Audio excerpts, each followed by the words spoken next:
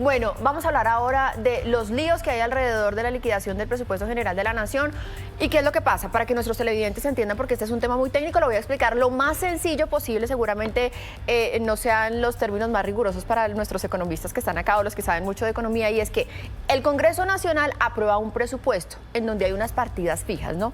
Pero cuando el decreto del Gobierno Nacional sale, hay una cosa que se llama partidas globales de 13 billones de pesos y ahí meten, digamos, un sancocho de proyectos, pero no hay unos presupuestos definidos para varias obras y por eso es que eso está en vilo. Allí está, por supuesto, o por ejemplo, la primera línea del metro y otros proyectos que son estratégicos para la infraestructura del país.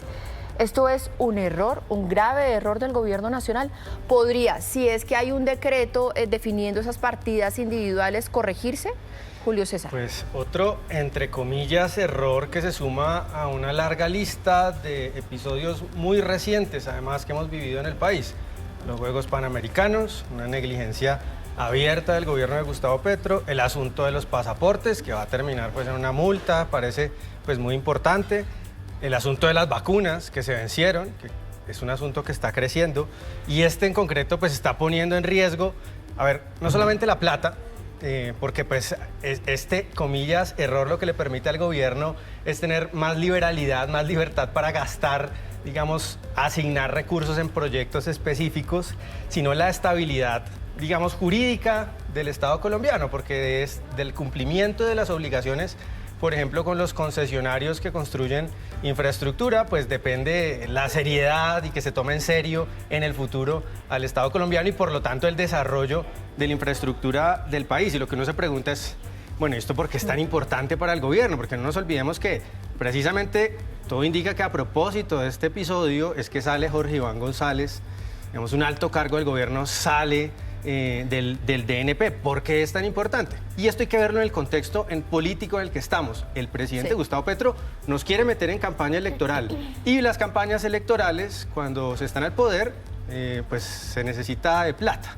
Y eso es lo preocupante. Creo que hay que recentrar la discusión en un punto fundamental del que habló el ministro Bonilla, y es que el presidente ordenó una priorización de los recursos. Entonces, acuérdense que hace unas semanas estuvimos hablando de los terribles derrumbes que tuvimos en la vía Antioquia-Chocó, en cómo el abandono de las vías terciarias en Colombia en ciertos departamentos ha sido enorme. Entonces, esto va también en una necesidad de redistribución de algunos de los recursos fijados para este año que no van a ser utilizados en las obras para poder redistribuirlos en otras obras y priorizarlos, como dijo el presidente. Acá hay un problema y una discusión importantísima frente a la primera línea del Metro Bogotá, por ejemplo, que los avances no están en el momento que deben estar. O sea, ayer salió el yo tengo derechos de petición. Que la obra va de acuerdo al cronograma. Marisa, es totalmente falso. Yo hice derechos de petición desde la Veeduría Ciudadana al Metro y todavía no están, falta el 3-4%, me respondieron, de los estudios de ingeniería de detalle, que en una mega obra de infraestructura se imaginarán que eso es enorme, ¿no? Sí.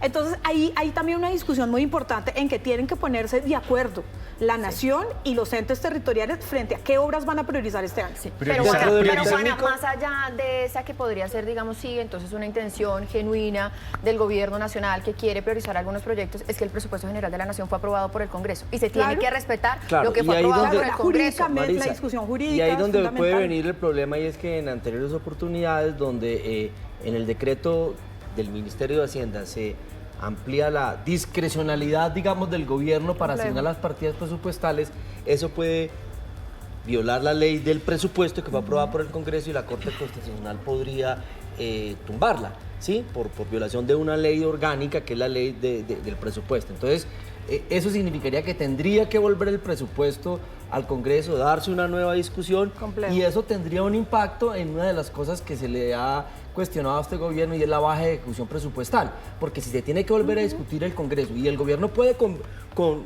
digamos, convencer al Congreso de que replantee algunas cosas para efectos de prioridades, pero eso significa demoras en la asignación a las entidades. ¿Significaría aprobar el presupuesto para el 2024 en qué momento? Jorge, porque es que el 2024 hay ya una va discusión avanzando. también muy importante sobre las vigencias futuras.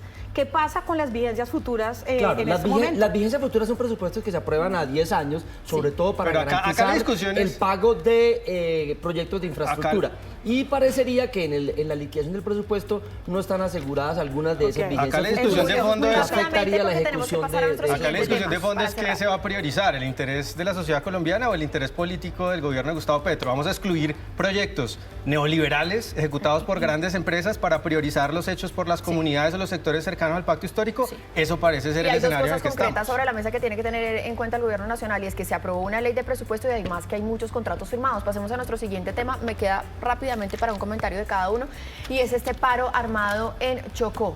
El ELN, 4 días de confinamiento, 30.000 personas que están allí cercadas por el ELN en medio de un proceso de diálogos y además de un cese bilateral del fuego que fue prorrogado. Ayer salió Oti Patiño a decir que esto era una deslealtad del ELN con el proceso de paz, y nos vamos a quedar en que es simplemente una deslealtad. ¿Qué hacemos con esas 30.000 personas que están allí confinadas? El ministro de Defensa salió a decir que la gente debe salir del confinamiento.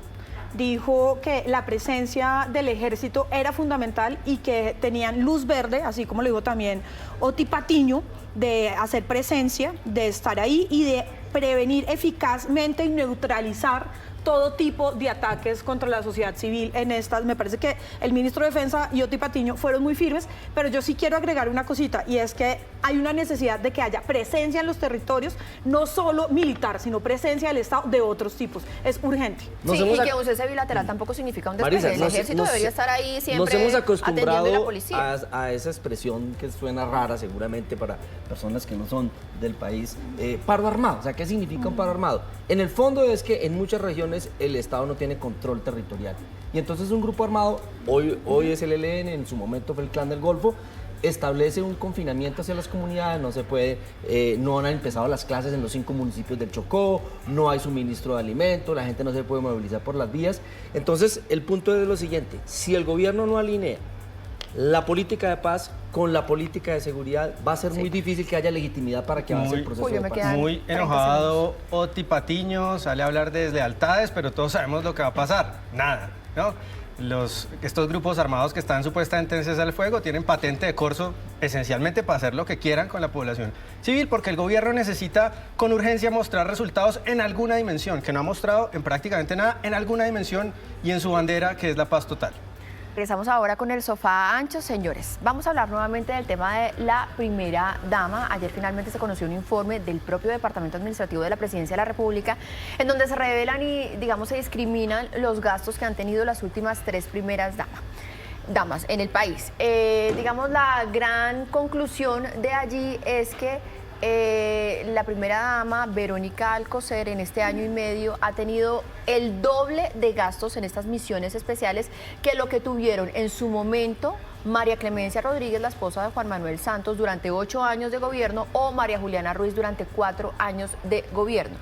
Jorge Iván, esto es insistir en el tema de debatir con sensatez el papel de la primera dama en el país, ¿o no? Sí, yo creo que de fondo lo que tenemos que hacer eso, y es que hacer con la pareja del presidente. Lo hemos dicho, hoy puede ser la primera dama, pero va a llegar el momento en que una presidenta llegue a la jefatura del Estado. Entonces, eso hay que regularlo claramente, si puede tener funciones públicas, si se le puede asignar un presupuesto desde presidencia con unos mínimos y con unos máximos, y que además esos viajes estén establecidos o articulados, digamos, con la política exterior o con algunas cosas de funciones de Estado. Pero indignarnos hoy me parece muy selectivo, que una gastó 50 y la otra 100. Entonces uno dice, claro, yo ya conozco cuál es el argumento. Es que los gobiernos del cambio tienen que ser diferentes. Entonces uno dice, listo, entonces la primera dama de un gobierno de izquierda tiene que quedarse en la casa guardada y no gastarse un peso, porque eso es gastarse la plata de los colombianos. No, parece que hay una indignación selectiva y nos olvidamos de la discusión. ¿Qué hacer entonces con la figura de pareja del presidente? Hoy es una mujer, mañana puede ser un hombre, y lo mejor es reglamentarlo y ponerlo sobre la mesa, que haya unos gastos mínimos, unas funciones públicas reconocidas. Julio César, porque quiero cerrar esta discusión con lo que opina Juana, que por supuesto tiene una opinión de género que también es muy importante, Julio. Pues uno podría tener la tendencia a pensar de que este es un tema menor. Ahorita estamos hablando, por ejemplo, de 13 billones de pesos del presupuesto nacional. Ahora estamos hablando de 100 millones. A veces uno pierde la proporción. Esto no es ni siquiera el 0.001% de ese valor. Y desde ese punto de vista, efectivamente, es un tema menor relativamente. El problema para el gobierno es que llegó al poder con una narrativa de los de abajo versus los de arriba. Por eso, y por que eso se quede en la casa y no gaste un peso para ser coherente. Que el presidente se vaya a vivir pues, a un cambuche. Ese era el tipo de exigencias que le hacían a los gobiernos porque- anteriores. Era el tipo por de eso, entonces, estándares que que el presidente vaya a un establecían cambuche. para los Jorge problemas. Iván, pero Yo dejemos no estoy terminar la diciendo idea si de está Julio César, bien por o favor. mal. Estoy diciendo que es un problema narrativo para el gobierno ver a la señora Alcocer gastando cientos de millones de pesos, no solamente en viajes, sino en peluquero, en fotógrafos. Eso no le queda bien al gobierno, así sea un tema relativamente menor, y ahí es donde a la opinión pública no le parece un tema menor.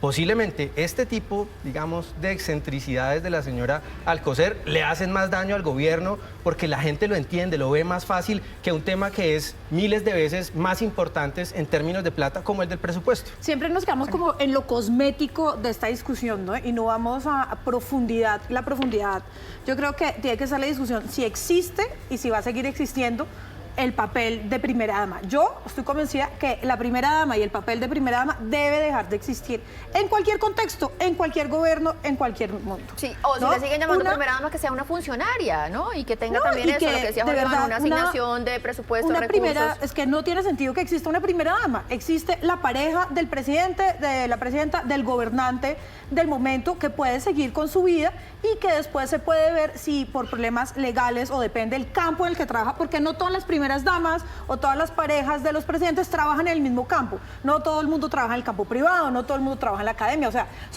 todo el mundo se ha reconvertido también constantemente. Entonces depende también de a lo que se dedique y lo que va a hacer, pero definitivamente en Colombia debe dejar de existir el papel de primera dama. Esto ya es totalmente anacrónico y no tiene sentido que estemos todavía teniendo este tipo de discusiones. No, yo insisto en que lo que debe es darse un debate sobre cuál es el rol y el papel de la pareja del presidente, hombre o mujer. Y yo preferiría que fuera un escenario en el que eso estuviera regulado, se le asignaran funciones públicas, se le asignara un presupuesto y que voluntariamente la pareja del presidente decidiera, voy a asumir esa función pública y que incluso pueda ser objeto No, ¿sabe que yo no? del escrutinio. ¿Sabe que yo no estoy de acuerdo con eso? Yo creo que debería haber una reglamentación, pero por fuera de cómo podría contratar con el Estado si es una persona que lleva una trayectoria dentro del Estado de 20 años. ¿Cómo contrataría con el sector privado si es una persona que viene del sector privado, etcétera? Pero no ejercer unas O sea, funciones bueno, usted, dentro por del ejemplo, no Estado. está de acuerdo con estas designaciones especiales que se han hecho no solamente a Verónica Alcocer, sino a María Juliana y a No, María ninguna. Clemencia. Yo creo que para eso existe un servicio en la Cancillería que tiene una delegación para cultura, tiene una delegación para ciencia, o sea, la Cancillería tiene todas estas delegaciones que estas personas son los que deben representar al gobierno nacional en estas misiones especiales. Y para cerrar, no la entonces, Julio pareja César, ¿usted del no cree que presidente sí o hay un presidenta. poquito de hipocresía? Porque es que hoy venimos a enterarnos que es que independientemente del valor, por supuesto, pero nos venimos a enterar que todas hacían lo mismo. Sí, eso Y es que está cierto. Yo creo que un normalizado. poco la primera dama es víctima del presidencialismo, ¿no? No puede ser una ciudadana como cualquier otro ni tener las mismas libertades porque en Colombia el presidente es una especie de rey y la reina en cualquier monarquía tiene unas obligaciones y esa es, digamos, la situación que tenemos acá.